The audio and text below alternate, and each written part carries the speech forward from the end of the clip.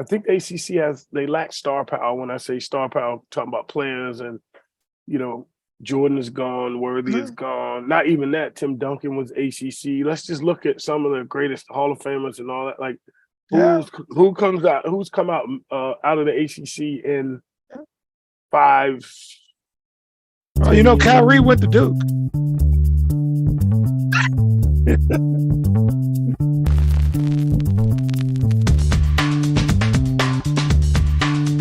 Greetings and salutations and welcome to the Odd Coaches Podcast. I am your host, Dr. Keith Adams, and with me today is my tag team partner. And again, this is African American History Month, so I'm going with my favorite black tag teams. I miss her, but good to see her in New Japan. The Sasha Banks to my Naomi in WWE, but Mercedes is long gone and cashing checks. And Trinity should be a part of the Bloodline feud, but whatever. The icon, the showstopper, the main event, and the reason why we are here, Coach Mike Francis. And Coach, did you know Mercedes left? No, I didn't know Mercedes left. Yes, she is in New Japan, and she's also going to do some work for Stardom. And she's just going to go on the independent tour, similar to what Cody did. And I think she's going to cash a lot of checks. Plus, she's going to do the acting thing. And so, hey, man. I did not know she left. Yes. So on today's Throwdown Thursday edition, we're going to talk about the new Duke-Carolina rivalry. We're going to talk about Alabama basketball, not football, they're basketball. We're going to give you updates on Oklahoma and Texas and the SEC. Not a good update for them, as well as this week in college basketball. So let's talk about Duke UNC. So for the first time, folks, since 1961, Duke and UNC took the court without either Dean Smith or Mike Krzyzewski as one of the coaches on the court. What's it like with that rivalry now? Has it lost some luster, or is it still Duke Carolina? Mike, what do you think? I think it's still Duke Carolina. I feel that the way we're saturated with basketball and the decline in the ACC, it's like lessened it as a national thing to do. Like you always went, like you knew Super Bowl Sunday, Duke and Carolina was going to play. Something like that. Yeah. It was like you had Duke and Carolina, or Maryland and Duke, or Maryland and North Carolina. You always had a big game that included one of those two schools that weekend. You always did, and it's just Carolina's 15-8 now. Duke's 17-6. That's not bad, but that's not Duke Carolina, No, it's not Duke Carolina. And again, that's the decline of the ACC. People aren't wanting to go there to the ACC and see what we see now because of I think the ACC they lack star power. When I say star power, I'm talking about players and Jordan is gone, Worthy is gone. Not even that. Tim Duncan was ACC. Let's just look at some of the greatest Hall of Famers and all that. Like, who's come out of the ACC in 5? Kyrie went to Duke. So, what kind of job do you think Hubert Davis is doing? They're getting good recruits. They're just having a little bump, but he got his contract extension last year. Yeah, because he went to the Final Four. He's supposed to get a contract extension. He better than Matt Doherty. I tell you that much. And what was the guy's name that replaced Dean? Bill Guthridge. Leave Bill Guthridge alone. Bill won a national championship. Didn't Bill win a national championship? Steve Fisher too. But we see yeah, exactly. How? With who? So Fab Five. Hubert's doing okay. Hubert's doing a good job. What do you think about John Shire's job?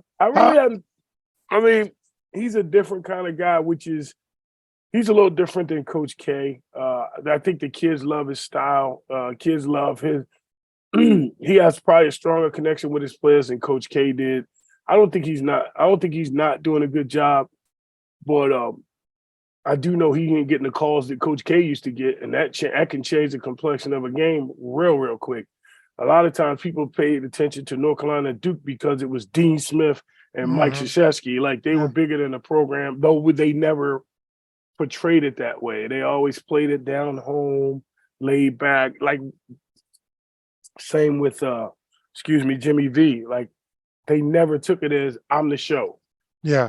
So and I think that's part of what's hurt the ACC too. Is long gone are those personalities that we had at the head coaches. You would watch a Krzyzewski team.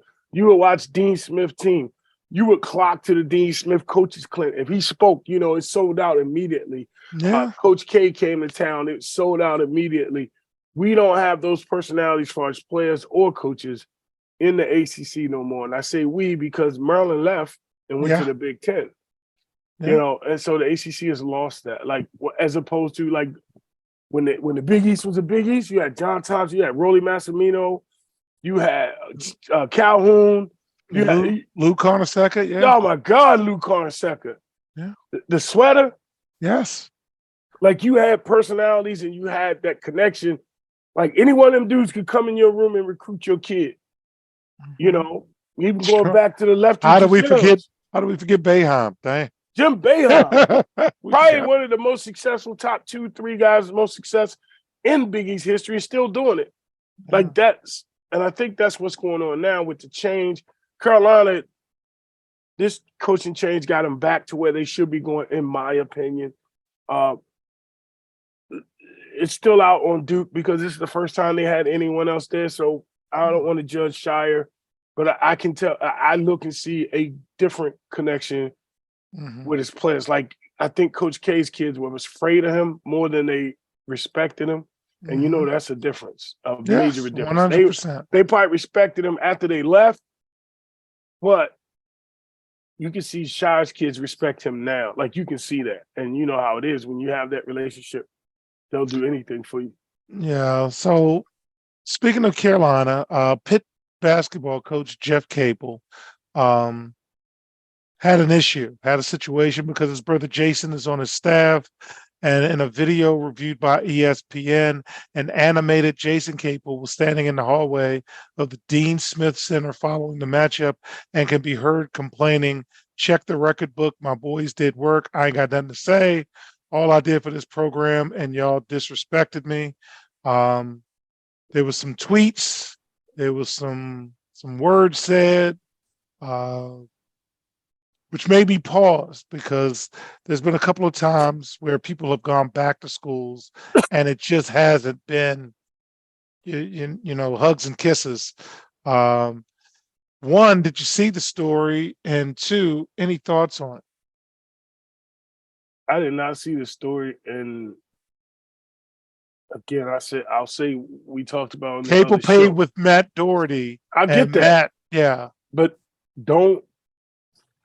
if you don't want him to fire back, don't say nothing. Yeah. I learned a lesson. Bomani Jones taught me well. I said something to Bomani Jones and he came right back on Twitter.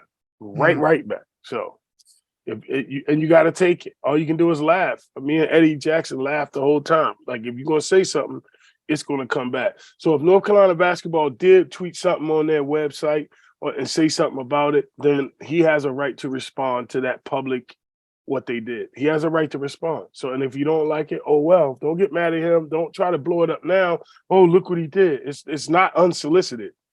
He is not unsolicited. So, and Jason Capel played, Yeah.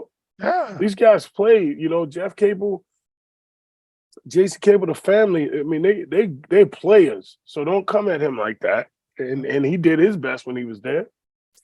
Well, let's talk Alabama basketball. So Alabama's men's basketball coach, Nate Oates, has agreed to a new 6-year, $30 million contract amid the program's best regular season in decades.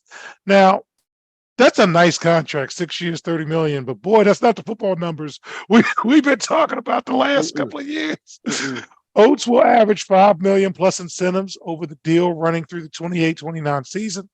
A lot of folks have been, kind of reaching out about Nate Oates and the job he's been doing. So it makes him the 4th highest paid coach in the Southeast Conference and among the top 10 national. No, Oates is in his fourth season. He will make $4.5 million the first year with 200,000 annual raises. Alabama is ranked fourth in the country, Mm, and this is their highest ranking. And since he's been there, mm. he's gone 80-39, and he won the 2021 SEC regular and tournament championships. Any thoughts about Nate Oates, man? Looks like he's earned his money. He definitely has earned his money, and I think that he's quietly built. He's quietly built a program that is, is not on the same level, but as successful as Alabama football. And it's hard to do that in schools like that. Some of these great football storied programs, that other sport suffers at some point. I don't know if it's because of investment, lack of push. I don't know if it's resources put more into one than the other. And I do know that it's easier to put the resources in basketball because you can get crowds and it's less people to take care of. You're talking 15 kids with 5 coaches as opposed to 100 scholarship, maybe 120 on campus, and maybe 25, 30 coaches, training table, staff boys, medical, all that kind of stuff. So I could see that the school of Alabama is happy to extend them. I would be happy to extend them because Absolutely. you see the program, you see they're going to sell. Hopefully they're selling out. I don't know what their attendance look like, but if you look in the SEC records, you'll find out where he's at as far as attendance. And the rest of the SEC, like you got Kentucky, you got Tennessee, you got, of course, Kentucky. Tennessee is good right now. Florida ain't, but still, for Alabama to be one of the tops, you got Auburn. Auburn's pretty good, yeah. SEC basketball is good basketball. Yeah, they both. And I kind of like that. Final 4 teams, though. I watched that game yesterday. Neither one of them are Auburn and Tennessee. Neither one are Final 4. They scored 50 damn points. It's called defense, Mike. That ain't deep. No, it wasn't. No, it wasn't. There was no damn defense. So to end segment 1, I wanted to circle back to this story because it looks like it might have a happy ending. Clemson basketball player Brevin Galloway is now profiting off of a recent below-the-belt injury. Earlier this month, Galloway suffered testicular torsion following a workout. The 6th-year senior guard. Now, I didn't know he was a 6th. Oh, yeah, because they got a redshirt year, the COVID year. So, in your 4 years, you got 6 years. Who's ready to get a pension off college? These NBA careers, man. AJ got a pension off 5.5 years of service in the NFL. He's got tenure. He's not adjunct anymore. He is recovering from the injury, and he is now partnered with men's underwear brand Shinesty to make sure that part of his body will be taken care of. So when they heard about his injury, they knew they had just the solution to make sure that this happened again, according to an organizational statement. So now as Galloway gets back to full health, he thanks Shinesty for allowing him to worry about basketballs exclusively. And the quote is, "Now I can focus on dropping threes since I know ball hammocks won't drop my twos." Ha, ha, ha. So, Mike, all's well that ends well. I didn't say ball's well that ends well. I just said all's well that ends well. What do you think, man? Nice play on words there. But yeah, a great play on words, man. Amazing, but I'm glad the young man is taken care of, and it just goes to show if it wasn't for NILs, we wouldn't even have this. We wouldn't have this great story, and the young man might not be taken care of. So that's good. 6 years. I ain't mad. I'm just wow. It's a lot of time to play. I hope he's got a master's degree. I do. So with that, fans, we'll be right back. There is an old business adage that says, what gets measured and monitored gets done. It is also fact that deadlines spur action. That is what the CKA Save Project's academic monitoring service can do for student athletes. measure and monitor their academic progress to improve their grades. Our academic monitoring services provide ongoing academic support for student athletes for a designated period of time. Our academic success coaches work with student athletes on time management and organizational skills, along with improving their ability to self-advocate. Every few weeks, our academic success coaches meet with student athletes to assess their academic progress as well as provide ongoing academic advising. If needed, student athletes have access to CKA learning specialists who provide virtual core subject academic support for student athletes. For more information, visit us on the web at www.ckasaveproject.org or schedule a free virtual consultation with Dr. Keith Adams by email at cka@ckasaveproject.org.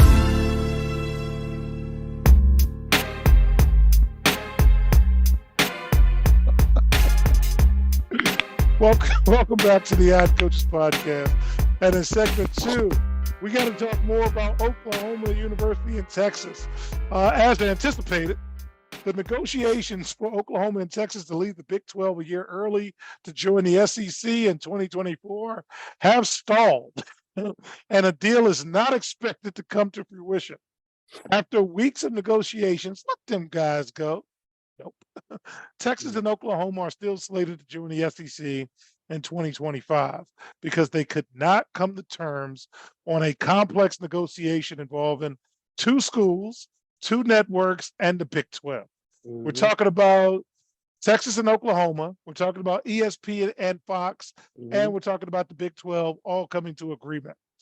Sources said the sides couldn't agree on how to create equitable value for what Fox would lose in 2024.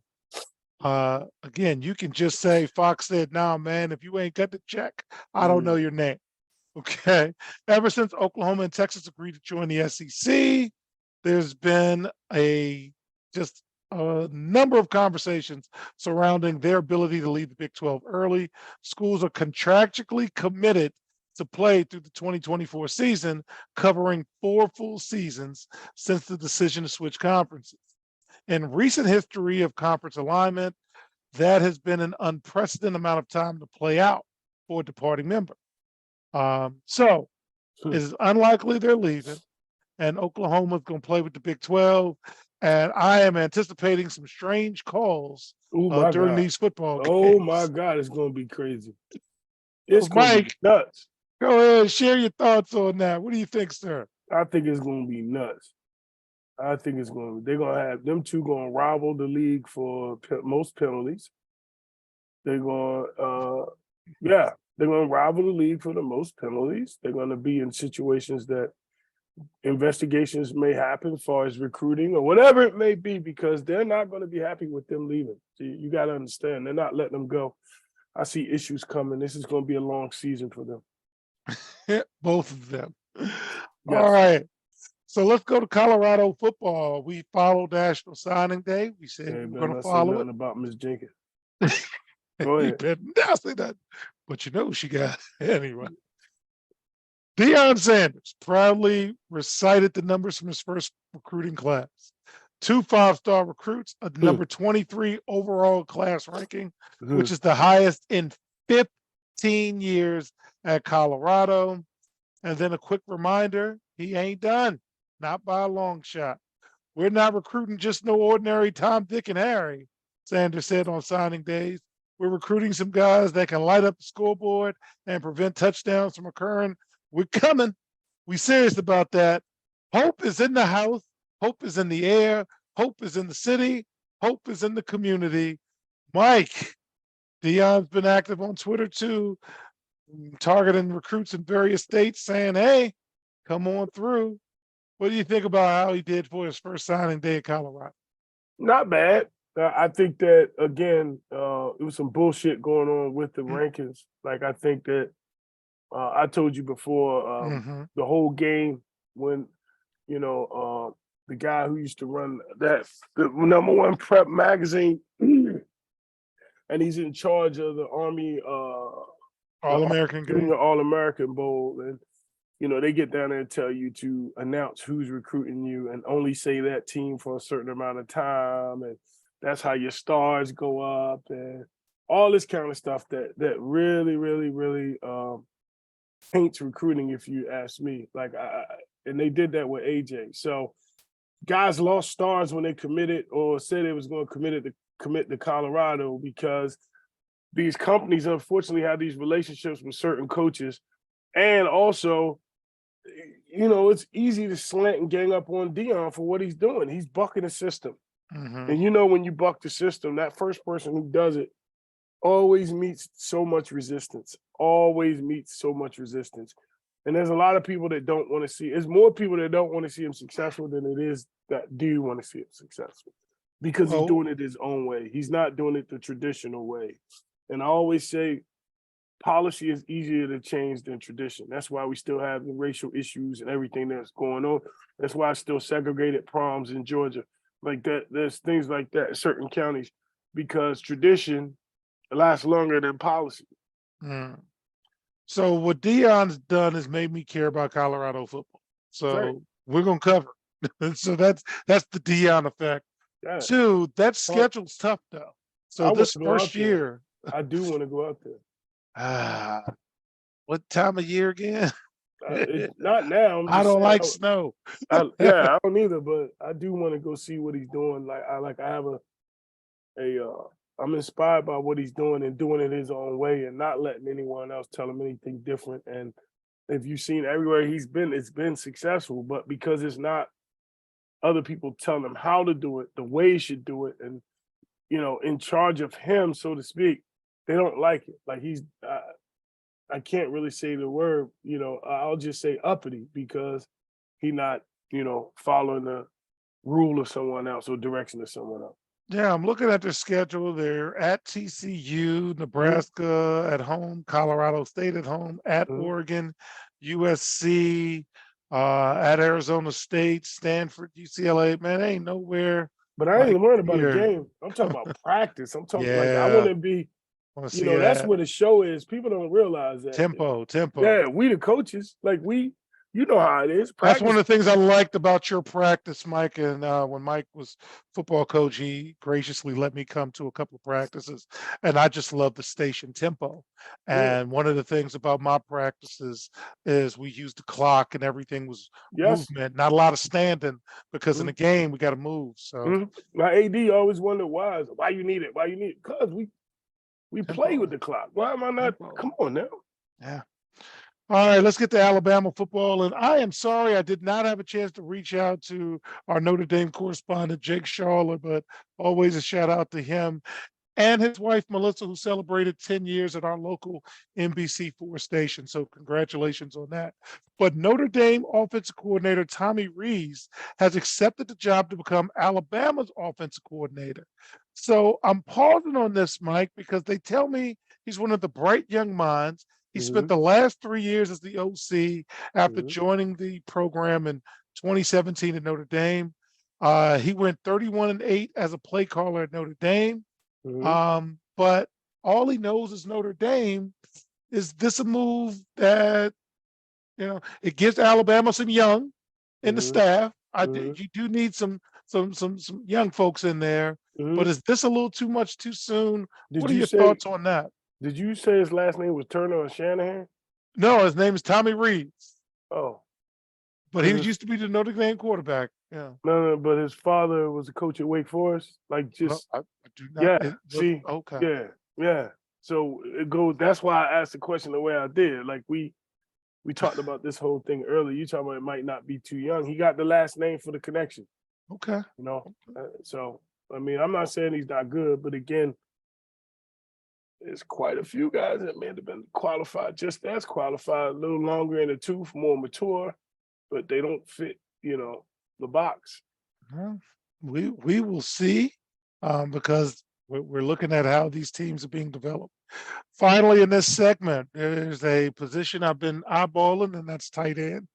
USC, University of Southern California, picked up a big addition on National Signing Day with the commitment of 4-star tight end Walker Lyons. Lyons also considered Georgia, Stanford, and Utah after starring at Folsom High School just outside of Sacramento. Lyons previously committed to Stanford, but reopened his recruitment following David Shaw's resignation. Way to go, Stanford. He is ranked the ninth best tight end in the class and the 11th overall prospect out of California. 6'4", good size, and he's not expected to come until 2024 because he's completing his Mormon mission. So I like tight end. You have instructed me on how helpful that position is for quarterbacks. So any thoughts about Lincoln? Just keep putting pieces together. Doing what he got to do to make sure that they're successful, and you gotta help. Like, you gotta help your quarterback out, and nothing helps your quarterback out better than a tight end. And notice he's coming in 2024 when they go to the Big Ten. Yes, then not going in now. He's going to go ahead and complete the mission, which shows his commitment and dedication. He's a disciplined young man. You're not going to have to worry about him in the dorms, things like that. That's really, really good. And shame on Stanford for Tommy Shaw.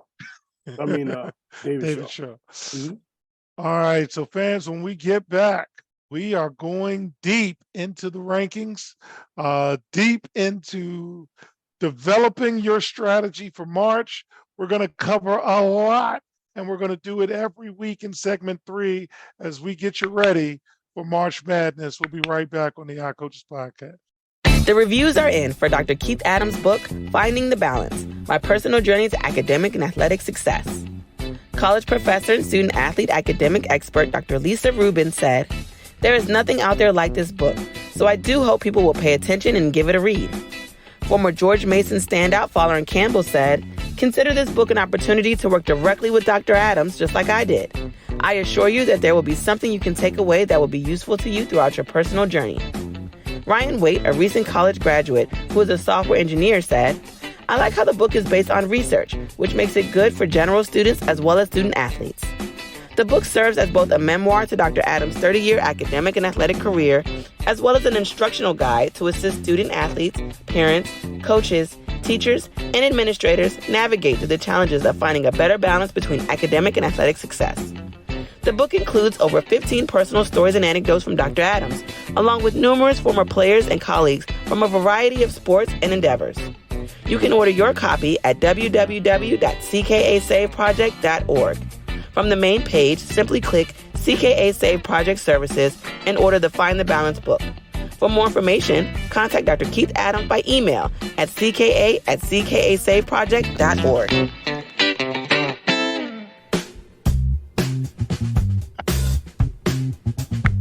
Welcome back to the Odd Coaches Podcast. In segment 3, much to my partner's chagrin, we are getting ready for March Madness, and we are getting ready to share with you how the tournament committee will select. So,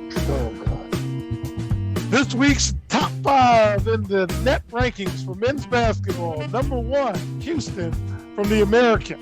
2, Tennessee from the SEC. 3, Purdue from the Big Ten. But that was a big quad 1 win yesterday for Indiana. So that's going to help them shoot up the rankings. Number 4 is Alabama, and number 5, UCLA. Okay, so Tennessee is SEC, Purdue's Big Ten, Alabama's SEC, and UCLA is Pac-12. Here are the highest ranking mid-majors. St. Mary's, who won that game last night between Gonzaga and St. Mary's? 0.5, look that up, because who won? St. Mary's. Told you St. Mary's is better than Gonzaga. Anyway, St. Mary's beat Gonzaga, so that's a good quad 1 win for them. That's what you get for that. A cup of coffee. Go ahead. All right, Gonzaga's 11th in the net rankings. San Diego State, both Gonzaga and St. Mary's are in the West Coast Conference, at least for now. San Diego State's in the Mountain West. They're 20th. FAU, Florida Atlantic, is 21, and they're in Conference USA, and Boise State is 28, and they're in the Mountain West. So what you're hoping for, fans, is for FAU to win their conference tournament, because that's how you start stealing bids, because they look like a quality at-large candidate. Some teams to watch, put them down on your list. Eastern Washington, UNC Asheville, Purdue, but their guard plays awful. God, their guards are bad. Colgate, Louisiana, and we're talking about the Raging Cajuns, and yes, St. Mary's. Okay. So before we get to games of the week, Mike, any thoughts on the men's teams this week, sir? Houston and Alabama are Final Four teams. The rest of everybody sucks. Can't nobody Wow. on this list. I don't want to hear about net rankings. They can't play. Like How- UCLA guard sucks. St. Mary's, they're not going to be quick enough. Gonzaga is not athletic enough. San Diego State may get up and down a little bit seeing them, but at the end, it's not. They don't have that guy. Like Alabama and Houston got guys you can go to, guys who can get it done. Boise definitely not. I mean, the Shea football, they just haven't realized it yet. So, yeah. All right. So games of the week. Friday, February 10th, Xavier is playing Buffalo. And Saturday, February 11th, Duke is playing Virginia. Virginia took a loss against Virginia Tech. Virginia Tech at home, that's a tough game. It's a tough place to play. A lot of teams don't come out of there with a win. And I do want to see No Duke shit. play. You drive to nowhere and then you gotta go 10 miles more to get to Virginia Tech. So you've been to Blacksburg? I have not had the I pleasure. have family right being there to at Blacksburg. AJ played at Blacksburg. It's right below it, about 30 minutes, is Pulaski, where I have a great amount of family members who left West Virginia when the coal mine closed, and they set up home there in Pulaski. And Blacksburg and Virginia Tech is everything in that area. And they're all Redskin fans, well, Commander fans now, because they don't have a professional team. Okay. You know, so yeah. And a shout out to heavy concentration. to my favorite alum, Miss Stacy. Shout out, we miss you. I hope you're doing well. So where the men's side is volatile, Mike, the women's side is not very volatile. Very consistent. It is very consistent. So this week's net ranking, South Carolina's 1. They're in the SEC. UConn's 2. Big East. So you can have all your injuries. They're still beating people. 3 is the Big East. LSU. They're beating teams in the Big East. Hey, do what you got to do. LSU is 3, and on Big Game Sunday, South Carolina's playing LSU, and I think I might have to hit Lido's early that day and just watch that game because that's going to be so February 12th, South Carolina women's playing LSU before the big game, and I do want to watch that in its entirety. Block that out, and I want to see that. Stanford is playing as number 4. They're in the Pac-12. How far is Lido's from you? Because of my new location, 5 minutes. 5 and make a left, and it's right there in the little shopping center. Okay. And Indiana is 5 in the Big Ten. So here's the deal: highest ranked mid majors on the women's side. Middle Tennessee State is 25, and they're from Conference USA. Columbia is 33. They're in the Ivy. Princeton is 48 from the Ivy. Florida Gulf Coast is 50. So, and South Dakota State is 51. In other words, big schools are beating everybody. And this is a big school tournament coming for the women's game. So not a lot of upsets forthcoming, a lot of chalk I'm anticipating, but there's a lot of bubbling teams that are winning games that we'll see what happens in terms of them getting into the tournament. South Florida is a team to watch. Rhode Island, UConn, Gardner-Webb, watch their women's team. Indiana, Iona, Illinois State, UNLV, Eastern Illinois, Boston University. Both LSU and South Carolina are still undefeated. They're still undefeated, and they should be undefeated going into that game February 12th. So think about it. You're going to have 2 like 20-win undefeated teams going at it. Man, that's good stuff. And South Dakota State, they do a good job up there. Any thoughts on the women's game before we go to the games of the week, sir? No, I can't wait to see that South Carolina game. Should be good. South Carolina, LSU. I think they're on a collision course for the SEC title. The SEC women's, very 2 good teams that really can represent and do a lot for the women's game. I really applaud Dawn Staley. She had a Randy White Philadelphia Eagle jersey on at the last game with a hoodie. Like she had the hoodie on, man. Like she supporting the Eagles when they were playing. Like this, I love her and her awareness and her commitment to social issues and her players and the whole community as, you know, as a person of color. And Kim Mulkey can coach despite my not being the biggest fan of her. She knows what she's doing. She turned that thing around in 2 years. Wow. Didn't hurt that she got, the girl from Maryland, and she's really good. So, yeah, the Reese girl, she's really, really good. All right. So games of the week, Friday, February 10th. Our Pac-12 game is Washington versus Utah. And on Saturday, February 11th, always a big game in that area. South Dakota State versus South Dakota. So I'm sure it's snowing up there, and fans will be excited about that game. So any final thoughts before we head out, sir? No, I look forward to seeing as we get, we get closer to the tournament. It's going to pick up. The intensity is going to pick up. The rivalry games start to come on TV a little more. Unless you're really, really interested in it, you don't get to watch it up to this point. I love the Saturdays, the noon games, 1 o'clock games, because I'm here writing papers anyway. So I'll watch it half and then go write a paper. And very fortunate. And college sports will never go anywhere. It will never be bad. Yeah.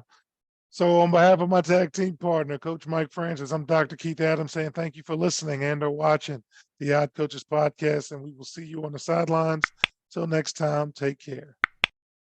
The Odd Coaches podcast is sponsored by the CKA Save Project. The CKA Save Project is an industry leader in providing student-athlete academic and athletic support. From assessing student-athletes' academic and athletic skills, to measuring and monitoring student-athlete academic progress, to improving student-athlete time management and organizational skills, the CKA Save Project provides wraparound services for student-athletes from middle school through college. For more information, visit us on the web at www.ckasaveproject.org or schedule a free consultation with Dr. Keith Adams by emailing cka@ckasaveproject.org. We hope you enjoyed today's show. The Odd Coaches podcast drops new episodes every Tuesday through Friday on most weeks. Make sure you subscribe to the Odd Coaches podcast on Apple Music, iHeartRadio, Podbean, Spotify, and YouTube. Follow the Odd Coaches podcast on Twitter and Instagram at Odd Coaches. Follow Dr. Adams on Twitter and Instagram at CKA Save Project. In addition, follow Coach Mike Francis on Twitter and Instagram at Coach Franchise, spelled Coach Franchize. For more information about the CKA Save Project, please visit them on the web at www.ckasaveproject.org. See you next time on the Odd Coaches Podcast.